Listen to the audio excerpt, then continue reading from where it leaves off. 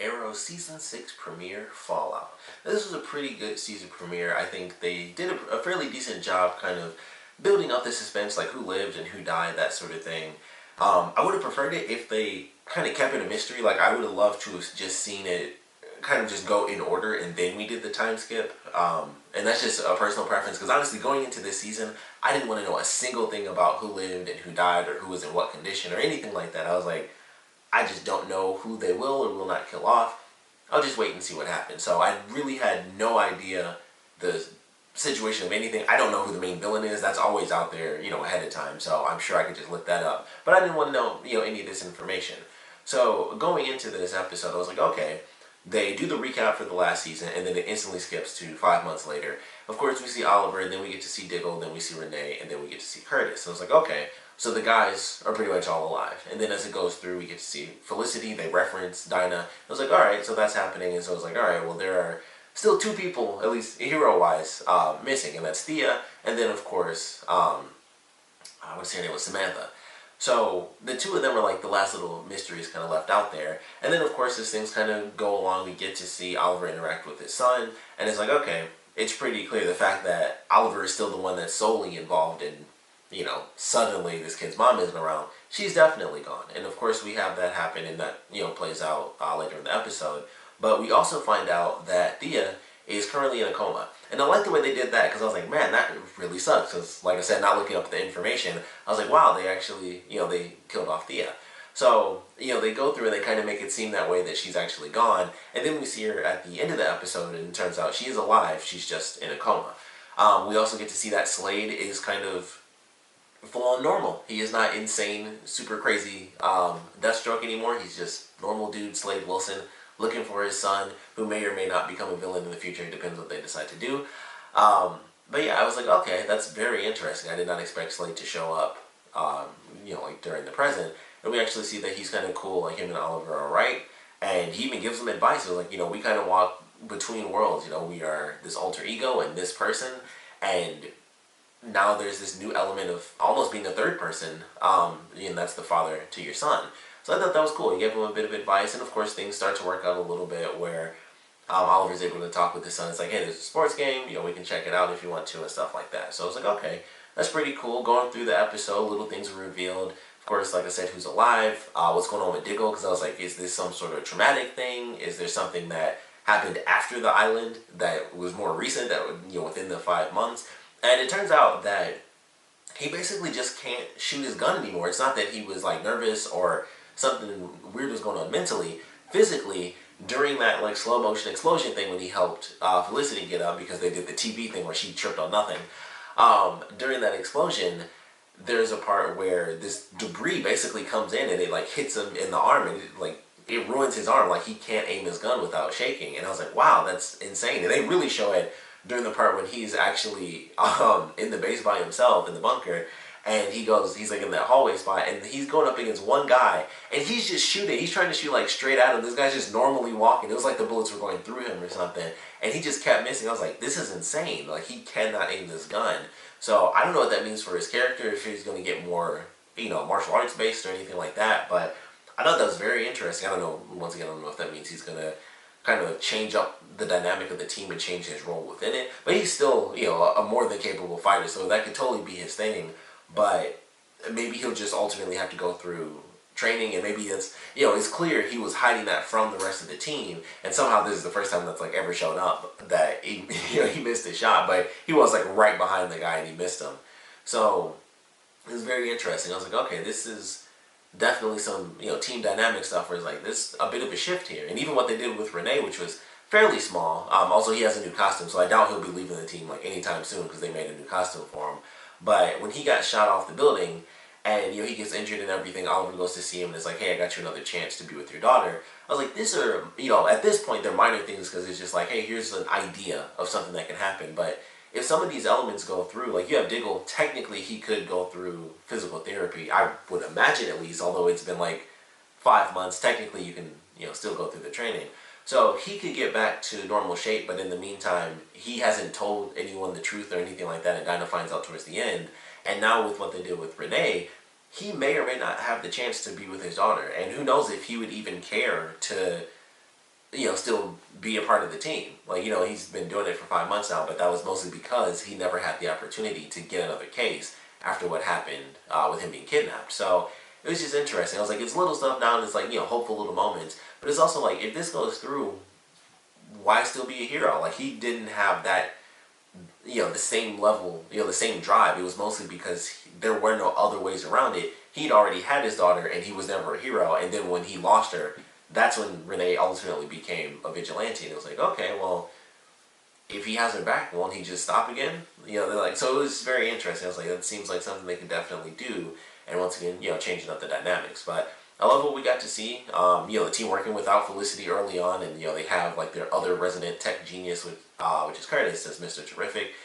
Him guiding the missile or rerouting it with one of the T-spheres. I thought that was super cool, so I really enjoyed that just because, you know, he's definitely one of the smartest characters within the DC universe. So I'm excited to see with him, you know, being even better as a hero.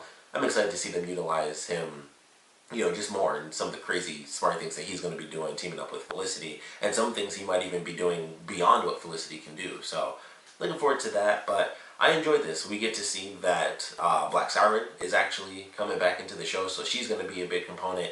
One of the main flashbacks is that Lance actually did kill her, and it was like this whole crazy thing because when they were going through it, I was like, okay, so they lied about it. The story's going to be he couldn't do it, and for some insane reason, Dinah was like, I don't think this is a good idea, but I'll go with it because it's like screwing you up, which is great. Like with Lance, I don't know if it's gonna be like this episode throughout the whole season, but him, like during that scene when Black Siren was escaping and he had the gun on her and he just couldn't do it, I was like, this is some real like psychological trauma right now. Like he already actually went through it and it was destroying him for like the whole 5 months, and then they find out that she's actually still alive, even though they thought she was dead. They thought that, you know, he killed her and that was all there was to it. And that just that scene, I was like, this is really good. Like, they've always done great stuff with Lance and, like, just his struggles and everything. And now he has to continue to go through that. He was already dealing with the fact that he killed her because it's just like, that's just my daughter. Every time I see her, it's still my daughter. So I love what they did with him in this one episode. So if it's like that, I hate to see him struggle because that's like his whole series. The whole series is Lance struggles with daughters dying or him drinking again, which typically is from one of his daughters dying. So I don't know how much more he can really handle, but it was just really well done in this episode. But when they revealed the truth, he did actually kill her, and I was like, I'm super confused right now because I was thinking like, okay, maybe he shot her, and it was like a bulletproof vest deal going on, and they just assumed that she died because he shot her like right in the chest and she fell, so maybe she was faking it or something. And as things go on, we get the answers to what happened to her, and it turns out that there's just this random person, you know, leaves to Lian Yu after the, you know, the big chaos and everything, goes down to the island on this helicopter. He walks up to her. He doesn't even touch her. He just kneels next to her, and he uses some, it's either going to be magic or his legitimate powers, but I'm just going to assume it's magic at this point. But he uses something, and she just comes back to life. I was like, he didn't even have to like wave a hand or touch her. It was just like, I want you alive. And she like came back to life, and I was like, this is insane. So I don't know who this new villain is, but that was a really cool moment because I was like, all right, that answers that question for sure. And you know, the fact that it was like instantaneous, it wasn't like someone knew some magic or did a spell or anything like that. It was just instant. That kind of adds to the, you know, the severity of that person's skill. You know, anyone can technically, with it being the DC universe, pretty much anyone can learn magic and do something crazy like that if they have the skill and, you know, the practice. But that was just like potentially, like I said, it's either a power or they are just that powerful, you know, with magic. But either way, I was like, that's a big deal for it to just be literally instantaneous. He thought it and it just happened and she came back to life. That's a big deal. So I don't know who this new villain is, but that was a great way to show how she ended up off the island. And, you know, now we know that she's working with some random partner who knows about Curtis's technology with the prototype T-sphere. So they have something that they're going to do with that. I thought we were getting a clue as to what was going to happen when they first showed Lian Yu. I thought that was like the present, but then that ended up being the flashback where, you know, Black Siren is actually brought back to life. So don't know what they're doing there, but I love that. Early on in the episode during the scene on the road where it was like, you know, basically a bridge before Renee got shot, they made a reference to the original Black Canary outfit where Black Siren is like, oh, it's a cool outfit. I would have done it with fishnets. So that was a nice little reference there. But all in all, it was definitely a good episode, and I was like, I'm enjoying this. Little things getting revealed here and there, and then we get to the last scene. It was like, okay, things are working out. Slade is good. He's not actually dead. Oliver's working things out with his son. Cool. It's been fairly decent. We got Black Siren come back. Some mysterious, very powerful villain. This should be pretty fun. It should be a good season. And then Oliver gets he answers the phone, and it's Felicity's like normal. It's like, hey, I was gonna call you, and she says turn to channel 52, which they always use 52. I have to assume because of the new 52 with the comics. And he turns on the TV, and they say they have evidence of who the Green Arrow is. And I'll be honest, when it happened, I was like, oh crap. But this could be some BS sort of thing. They kind of had this gambit going before. And that picture came up, and it was just Oliver just looking at something. I was like, oh, that's not BS. That's actually Oliver Queen as Green Arrow. And I was like, I don't know what to expect from this, but that was a really epic way to end the first episode for this season. I was like, well, that's definitely a way to start it off. Because I already thought it was cool with this crazy change up with the team dynamics, and then this mysterious, very powerful new villain coming in. I was already pretty excited. I was like, this is pretty cool. They, are showing just minor changes and what, little things happening right now could lead to for the future. New villain, recurring villain from Earth 2. I was like, this is already really good. And then this happens, and of course Oliver is going through the gambit, like I said once again. Oliver Queen is the Green Arrow, and he has to say, that's totally not me. I don't know how this is going to play out. I'm very curious. They've referenced it before with, I think it was in the last season actually, but they referenced the fact that people really didn't know the Arrow and the Green Arrow were the same person. Everyone just assumed, like, okay, Arrow was Roy, he definitely got busted, and now there's Green Arrow, it's a totally different person. Someone just took up that mantle because that person, kind of died. Well, everyone assumed they died. So it's like, okay, people really believe that. But at the same time, the Arrow thing still was tied to Oliver, so that has to come up, where people are like, okay, we definitely thought Arrow was this person, and then Green Arrow comes along, and somehow, once again, it seems to fall on you first. So they have to reference that, because it wouldn't make sense to just go at this like, oh, this is the first time this has happened, it's crazy, we have this picture of evidence. This is the second time that it's happened in the series where the Arrow, because he wasn't Green Arrow, but the Arrow was linked to being Oliver Queen. So it's like, alright, the first time, able to get through it, no big deal. This is the first time that's ever happened. That's insane. The second time was like, that's a real insane coincidence that you just so happen to be the Arrow and Green Arrow, which I think a lot of people might put together like, oh, it makes sense that that was all a ruse and everything like that. But I don't know. We will see what happens in this next episode. I'm sure it's only the beginning, but them having this picture, which I have to assume comes from, this new villain, and that's probably what they did with the T-Sphere, was they were able to use that. Even though it's prototype, it's still so insanely technologically advanced. They were able to probably sneak into, or well, they broke into the bunker, so probably when they got the T-Sphere as they were headed out, they probably were able to just like gather up a bunch of information and utilize it in that way to be like, alright, here's a picture that at some point was covered up, and they're able to, release it to the public. So can't wait to see how this season plays out. Very curious about this next episode and how this is supposed to freaking work. I'm sure they'll do the same thing where someone else has to take over. Diggle has done it a couple of times before. He did it the first time. He's done it when Oliver was just simply injured or just couldn't do it.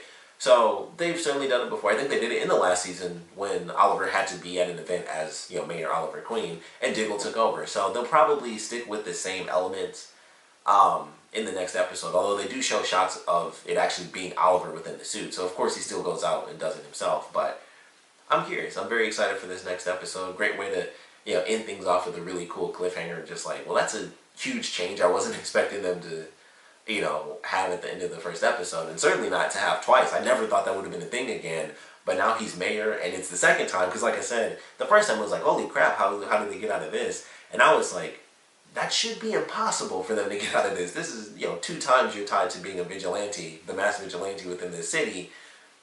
I don't know. It's like, I don't know what they're going to do. Somehow, of course, he'll end up getting out of it. They aren't just going to be like, no big deal, vigilantes are legal. So, of course, he'll get out of it. But now it's just like, it has to be incredibly well done for it to really make sense. So I'm looking forward to that. But ultimately, thought this was a good episode, of course. Would love to know what you guys thought about the premiere, so please comment below. Let me know your favorite parts about it, your least favorite parts about it. And, of course, I want to know your theories and hopes for this season. It's crazy that this is the 6th season. Like, when I actually looking at it, I was like, this is the season 6 premiere of Arrow. Like, that's crazy to me. I love the new title design too. It looks really cool.